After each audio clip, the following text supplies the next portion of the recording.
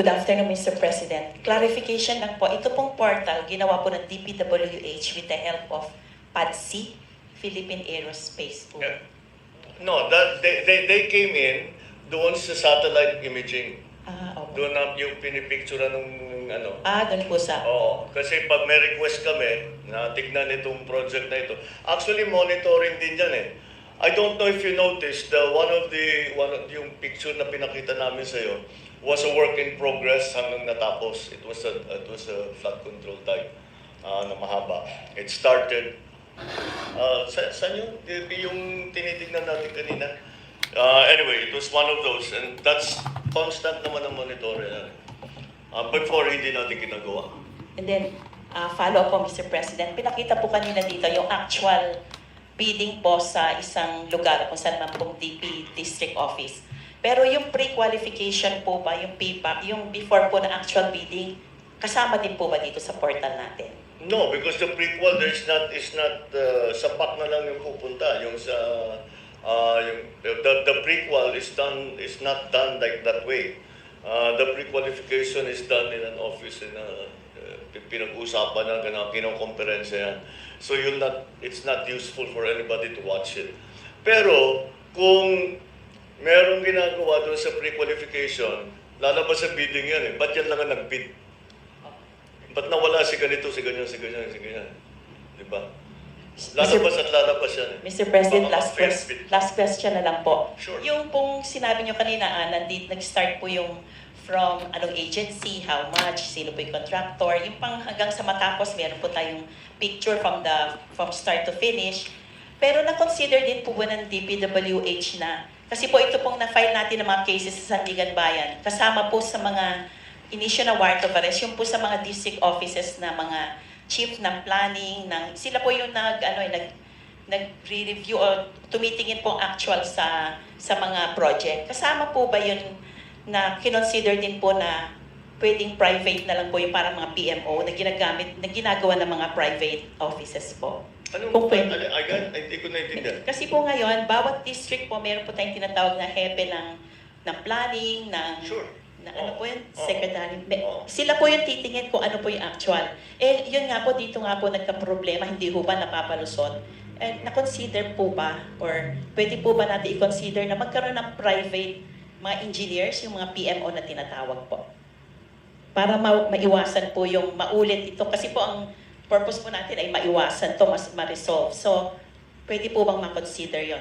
Kasi po sa private, yun po ang alam kong ginagawa, Mr. President. Oo nga. Thank you po. Third party? Pwede. Third party inspector? If that's what's necessary, I just hope it doesn't, basta hindi patagalin yung proseso, bakit hindi? We'll pay for it. Thank you, Mr. President. The next question from Maricel Halili. Hi, sir. Good afternoon. Good Sir, afternoon. on other issue, after the statement of Malacanang that E.S. Bersamin has voluntarily filed his resignation, E.S. Bersamin also spoke to the media saying that he was asked to resign. So, sir, first, was he asked to resign? Why did you decide to let go of both E.S. Bersamin and Secretary Pangandaman? And what does it say about the cabinet that E.S. and Secretary Pangandaman were dragged into this issue? Well, you know, the question about Chief Luke and myself, nag-usap na kami. And we understand each other and we decided to keep it between ourselves. There's no bad blood, there is no acrimonious feeling there, so that's fine. Si Sekmina, because her name was dragged into the whole thing. You know, it makes it clear that whatever is going on, kung ano man ang mga questioning, kung ano man ang mangyayari, we want to be sure that she's not in a position where she might be suspected of influencing all that. Kasi when she's out of government, wala na siyang influensya. So, hindi mo masasabing inayos niya yung kaso niya.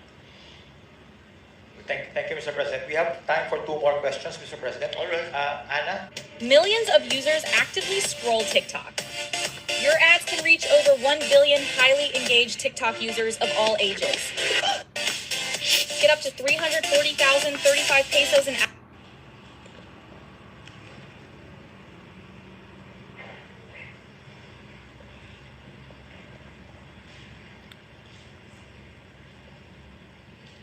Good afternoon, sir. Sir, how do you respond to the drug use accusations made by no less than your sister, Senator Amy Marcos, against you and the First Family?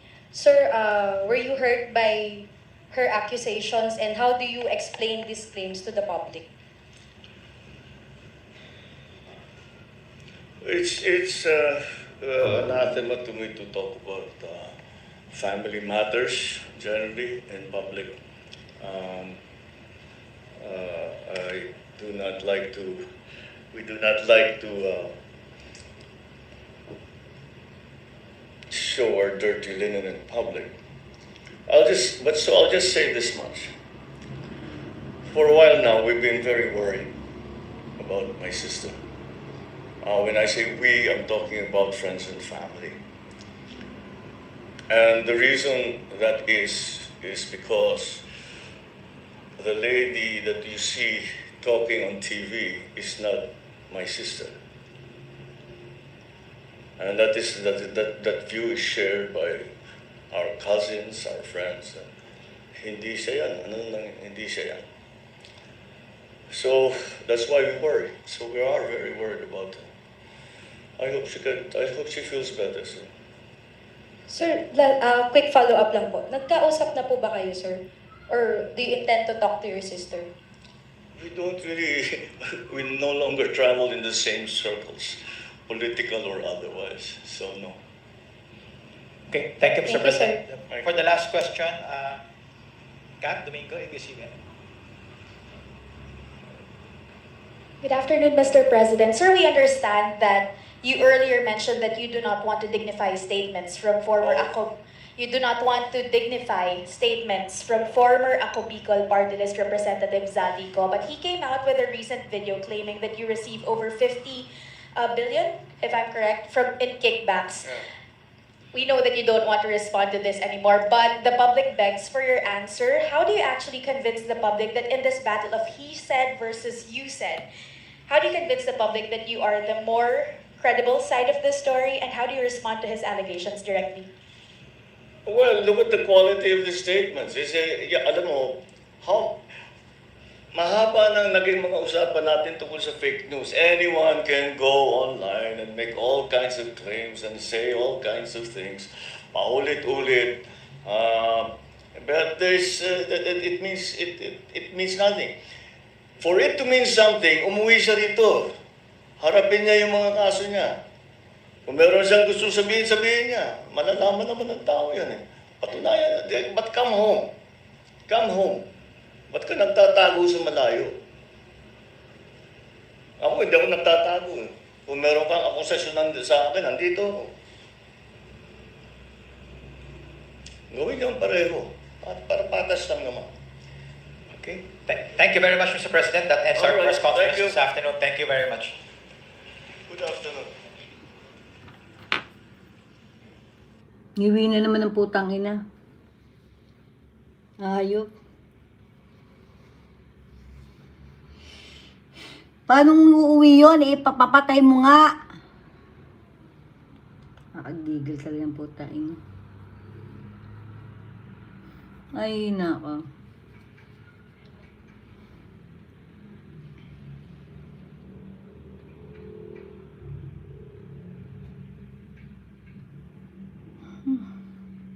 Kakagigil.